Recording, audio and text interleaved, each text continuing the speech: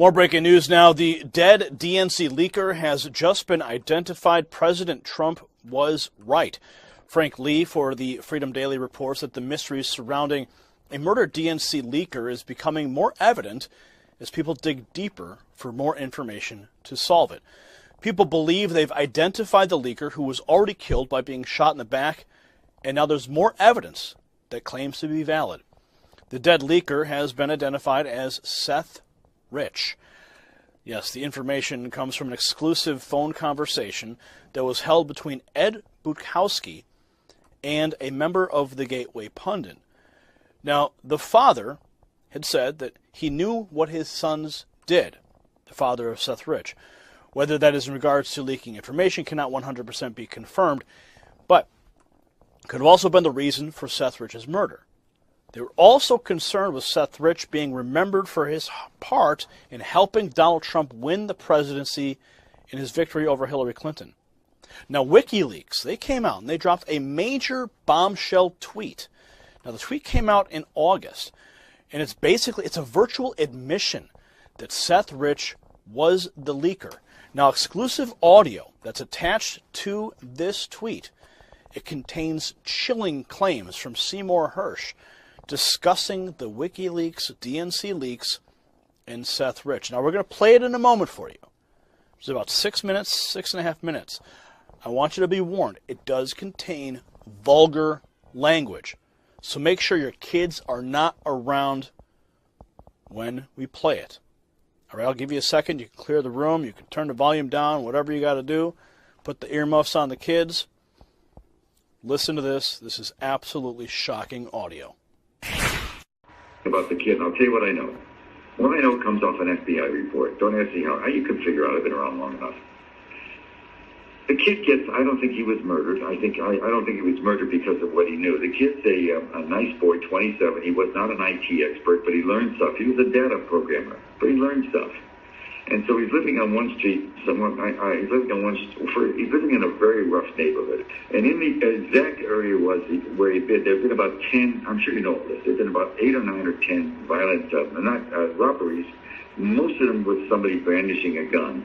And it's the kid's hands, I'm telling you, I'm sure you know it, his hands were marked up. The cops concluded he fought off the people, tried to run in, he shot him twice in the back with a .22, small caliber. And then the kids that did it ran, they got scared, didn't take his wallet. Okay, so what the cops do then, and here's what nobody knows, what I'm telling you. Now, maybe you know something about it. When you have a death like that, DC cops, if you're dead, you generally don't just go, you have to find out what's going on. You have to get to the kid's apartment and see what you can find. If he's dead, you don't need a warrant, but most cops get a warrant because they don't know if the guy has a roommate. You need a warrant. So they get a warrant. I'm just telling you, there is such a thing. They go in the house and they can't do much with his computer. It's password. The cops don't know much about it. So the DC cops, they have a cyber unit in DC, and they're more sophisticated. They come and look at it. The idea is maybe he's had a series of exchanges with somebody who says, I'm going to kill you, motherfucker, over a girl, and they can't get in. The cyber guys do a little better, but they can't make sense of it. So they call the FBI cyber unit. The DC unit, the Washington field office, is a hot shit unit.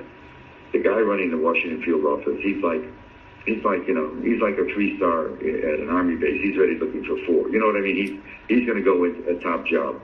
There's a cyber unit there that's excellent. What you get in a warrant, the public information you get in a warrant doesn't include, it does not include the affidavit underlying why you're going in, what the reasons are. That's almost never available on. I can tell you that. The existence of a warrant is a public document 99% of the time. So on the same warrant, they call in the Fed. The Feds get through, and here's what they find. This is according to the FBI report. What they find is he makes first of all, you have to know some basic facts. One of the basic facts is there's no DNC or protested email that exists beyond May 22nd, May 21st, 22nd. It's the last email from either one of those groups. And so what the report says that sometime in late spring, we're talking about June, summer's in June 21st. Late spring would be after, I presume, I don't know. I just say it says late spring, early summer. he makes contact with WikiLeaks. That's in his computer, and he makes contact. Now, I have to be careful because I met Julian and Julian 10, 12 years. I stay the fuck away from people like that. You know, and he's invited me, and when I'm in London, I always get a message, come see me as the Ecuadorian ambassador, and there's no fucking way I'm going there. I've got enough trouble without getting photographed by every fucking age. He's under total surveillance by everybody. But anyway, they found what he had done. He had submitted a series of documents, of emails, some juicy emails from the DNC. And, you know, by the way, all this shit about the DNC, you know, whether hacked or wasn't hacked, but whatever happened, the Democrats themselves wrote this shit. You know what I mean? All I know is that he offered a sample, an extensive sample, you know, I'm sure dozens of emails, and said, I want money. That later, WikiLeaks did get the password. He had a Dropbox, a protected Dropbox, which isn't hard to do. I mean, you don't have to be a wizard, IT wizard. You know, he was certainly, you know, he's not a dumb kid. They got access to the Dropbox. He also, and this is also in the FBI report, he also let people know with whom he was dealing. And I don't know how he dealt. I'll tell you about WikiLeaks in a second. I don't know how he dealt with the WikiLeaks and the mechanism. But he also, the word was passed, according to the FBI report. I also shared this box with a couple of friends. So if anything happens to me, it's not going to solve your problem. Okay? I don't know what that means. I don't know whether he was, anyway. But WikiLeaks got access, and before he was killed, I can tell you right now, Brennan's an asshole. I've known all these people for years. Clapper's sort of a better guy, but now rocket scientist. The NSA guy is a fucking moron. And they, you know, the trouble with all those guys is that the only way they're going to make it to a board or two and get, you know, hired by SAIC to deliver some fat cat contracts is if Hillary stayed in. With Trump, they're gone. You know, they're done. They're going to live on their pension. They're not going to make it. And I got to tell you, guys in that job, they don't want to live on their pension. They want to be on boards like they're make $600,000 for going to 4 visits. I have somebody on the inside. You know, I've been around a long time and I read a lot of stuff. I have somebody on the inside who will go and read a file for me. This person is unbelievably accurate and careful. He's a very high-level guy. He'll do a favor. You're just going to have to trust me. I have what they call in my business long-form journalism. I have a narrative of how that whole fucking thing began. It's a Brennan operation. It was an American disinformation, and the fucking president. At one point, when they even started telling the press, they were back briefing the press. The head of the NSA was going and telling the press, this fucking cocksucker Rogers was telling the press that we even know who in the GRU, the Russian military intelligence service, leaked it. I mean, all bullshit. They were telling these. I worked at the New York Times for fucking years, and the trouble with the fucking New York Times is they have smart guys, but they're totally beholden on sources. If the president or the head of the CIA tells them something, they actually believe it. I was hired at the Times to write about, to go after the war, in the Vietnam War in '72, because they were just locked in. So that's what the Times is. These guys run the fucking Times. And Trump's not wrong. I mean, I wish he would calm down and had a better press secretary. You have to be so. Trump's not wrong to think they all fucking lied about him. I can tell you right now. Something else, isn't it? WikiLeaks tweeting that out, tagging Cassandra Fairbanks. Now, if this pans out, then we have confirmation that WikiLeaks was, in fact, in communication with Rich.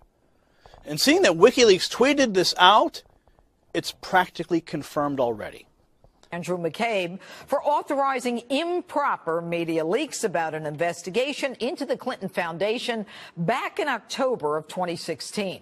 This same IG report is also expected to get into the Clinton email investigation.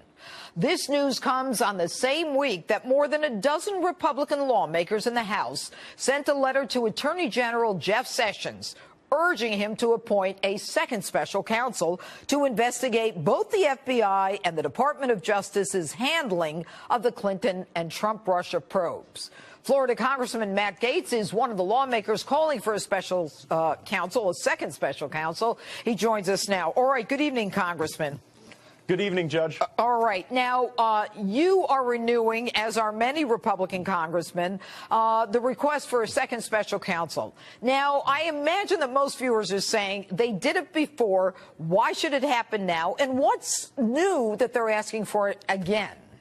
Well, Judge, the last time we spoke about the ability for Democrats to convert political cash into a government-sponsored warrant to spy on members of the Trump transition team, you said you wanted to see people led away in handcuffs, not just fired, but led away in handcuffs. Well, you know what? The FBI and the Department of Justice aren't going to be putting the handcuffs on themselves, so we need a second special counsel, just as Congressman Lee Zeldin has recommended, so that we can take the findings of the IG report, we can take the information we've learned in congressional hearings, and we can actually have prosecutions. Because my fear is that if we don't have a second special counsel, this will turn out a lot like the Benghazi investigation, where we learn a lot of bad facts, but no one's really held accountable. You know what bothers me, Congressman, is that given the FBI and the Department of Justice's dilatory approach, you know, to everything from the handing over of emails, from the redactions, from the outright refusal by even the FBI director saying, well, we'll work out what we're going to give Congress, which has oversight over justice and the FBI. You know, it seems to me that it is impossible. They basically said everything but we dare you because we're not going to do anything anyway. What do we do about this? Well, Congress doesn't have the power to throw people in jail, but we have the responsibility to find the evidence and show it to the American people. And to your point, Judge Janine, if we had not had congressional oversight and hearings and subpoenas, we wouldn't even know about the text messages between Pete Strzok and Lisa Page that demonstrate a substantial anti-Trump, pro-Hillary bias. You mentioned Andrew McCabe earlier. His testimony before the Judiciary Committee in closed session showed me that Hillary Clinton was never really put in jeopardy as a result of her use of a private email server and the leaking of classified information because she had people that were running interference for her at the DOJ. What do you say to people who say, I am so sick and tired of this Clinton email investigation thing, let it go? What do you say to them?